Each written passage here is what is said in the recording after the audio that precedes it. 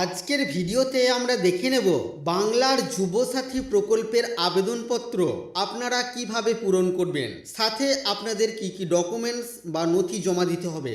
অনুরোধ রাখবো ভিডিওটি অবশ্যই প্রথম থেকে শেষ পর্যন্ত দেখবেন। নমস্কার, আপনারা দেখছেন মাল্টি গাইড চ্যানেল, আপনাদের সাথে আমি আছি বিশ্বজিৎ।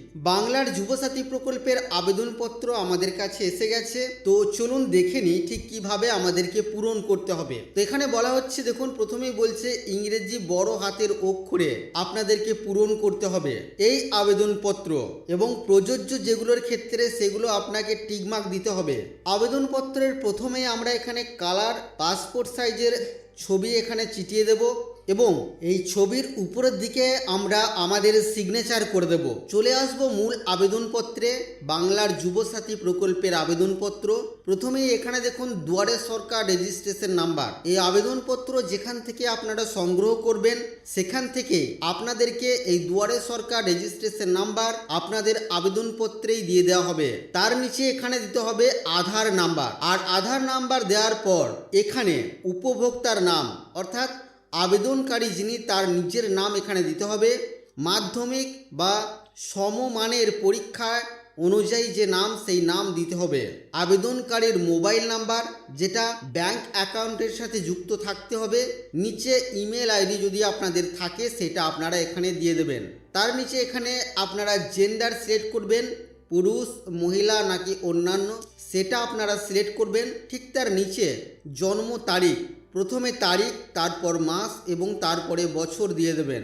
1/4/2026 তারিখের বয়স কত সেটা এখানে লিখে দেবেন। তারপর তার নিচে এখানে বাবার নাম এবং তারপরে এখানে মায়ের নাম দিতে হবে। তারপরে এখানে নিচে স্বামী অথবা স্ত্রীর নাম আপনাদেরকে দিতে হবে। নিচে আমাদেরকে সিলেক্ট করতে হবে আমাদের শ্রেণী বা আমাদের ক্যাটাগরি। সাধারণ শ্রেণীভুক্ত না হলে তাহলে আপনাদেরকে এখানে সিলেক্ট করতে হবে। আপনি যদি তপশিলি জাতির মধ্যে পড়েন তাহলে এটা সিলেক্ট করবেন, তপশিলি উপজাতির ক্ষেত্রে এটা সিলেক্ট করবেন, এবং ওবিসির বা অন্যান্য অনগ্রসর শ্রেণীর ক্ষেত্রে আপনারা এখানে সিলেক্ট করবেন। নিচে আপনাদেরকে দিতে হবে আপনাদের সার্টিফিকেট নাম্বার। যদি এই ক্যাটাগরিগুলির মধ্যে যে কোনো একটি ক্যাটাগরিতে আপনি পড়েন তাহলে আপনাদের ওই কাস্ট সার্টিফিকেটের নাম্বার আপনি এখানে দেবেন। ম্যারিটাল স্ট্যাটাস, আপনার বৈবাহিক অবস্থা কি সেটা আপনি এখান থেকে সিলেক্ট করবেন। অবিবাহিত হলে আনম্যারিড, বিধবা অথবা বিপত্নীক হলে উইডো, বিবাহিত হলে ম্যারিড এবং বিচ্ছিন্ন হলে সেপারেটেড এখানে আপনারা সিলেক্ট করবেন। নিচে কন্ট্যাক্ট ডিটেলসে আপনার বাড়ির নাম্বার দেবেন। তারপর নিচে আপনার গ্রামের নাম, আপনার শহরের নাম আপনি দিয়ে দেবেন। তারপরে এখানে আপনার পোস্ট অফিসের নাম আপনি দেবেন। তার নিচে আপনি এখানে আপনার গ্রাম পঞ্চায়েত অথবা আপনার ওয়ার্ডের নাম আপনি দিয়ে দেবেন। তার নিচে ব্লক, মিউনিসিপ্যালিটি বা কর্পোরেশনের নাম আপনি এখানে দেবেন। তার নিচে দেবেন পুলিশ স্টেশন বা থানার নাম। তার নিচে আপনার জেলার নাম আপনি এখানে দেবেন। তার নিচে এখানে দেবেন পিনকোড নাম্বার। চলে আসবেন তার পরের পাতায়, এবং এখানে দেখুন মাধ্যমিক বা সমতুল্য পরীক্ষার বিবরণ আপনাদেরকে দিতে হবে। প্রথমে এখানে রোল দেবেন, তারপর নাম্বার দেবেন, তারপর এখানে বছর আপনি সিলেক্ট করবেন। কোন বোর্ডের আন্ডারে আপনি এই মাধ্যমিক বা সমতুল্য পরীক্ষায় উত্তীর্ণ হয়েছেন সেটা এখান থেকে সিলেক্ট করবেন। এই সমস্ত বোর্ডের আন্ডারে যদি আপনি পরীক্ষা দিয়ে থাকেন তাহলে কোন বোর্ডের আন্ডারে পরীক্ষা দিয়েছেন সেটি আপনি সিলেক্ট করবেন। না হলে এখানে অ্যান্ড আদার্স অপশন আছে, এটা আপনারা সিলেক্ট করবেন। পাশে আপনারা সেই বোর্ডের নামটি লিখে দিতেও পারেন। শিক্ষাগত যোগ্যতা সর্বোচ্চ কতটা সেটা আপনি পাশে লিখবেন। বর্তমান পেশা আপনার কি সেটা আপনি পাশে লিখে দেবেন। নিচে আসবেন, এখানে ব্যাংক অ্যাকাউন্টের তথ্য আপনাদেরকে দিতে হবে।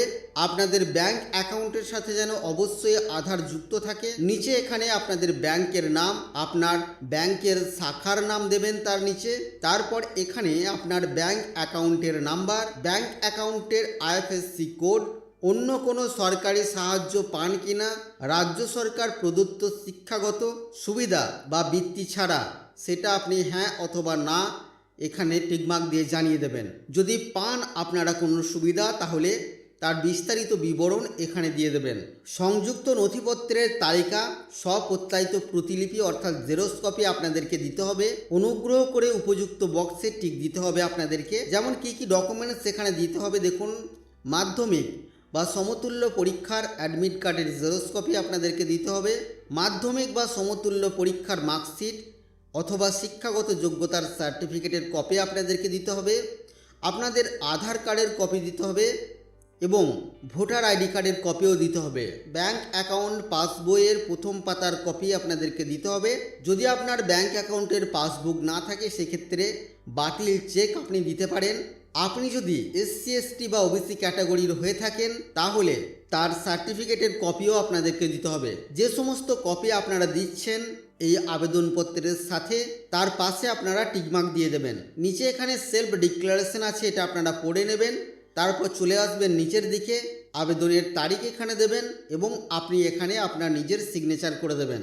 নিচে অ্যাকনোলেজমেন্ট স্লিপ আছে, এটা দুয়ারে সরকার বা যেখানে আপনাদের এই আবেদনপত্র জমা নেওয়া হবে সেখান থেকে রেজিস্ট্রেশন নাম্বার দিয়ে দেওয়া হবে, পাশাপাশি অ্যাপ্লিকেশন নাম্বার, ডেট, আপনার মোবাইল নাম্বার এবং আধার নাম্বার, এই সমস্ত তথ্য আপনাদেরকে দিয়ে দেওয়া হবে।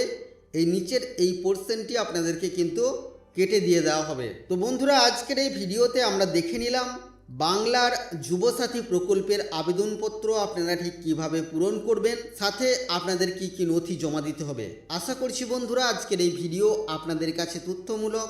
ভিডিওটি ভালো লাগলে অবশ্যই লাইক করবেন, শেয়ার করে আপনার সকল বন্ধুদেরকে জানতে সাহায্য করবেন। ভিডিওটি প্রথম থেকে শেষ পর্যন্ত দেখার জন্য আপনাকে অসংখ্য ধন্যবাদ।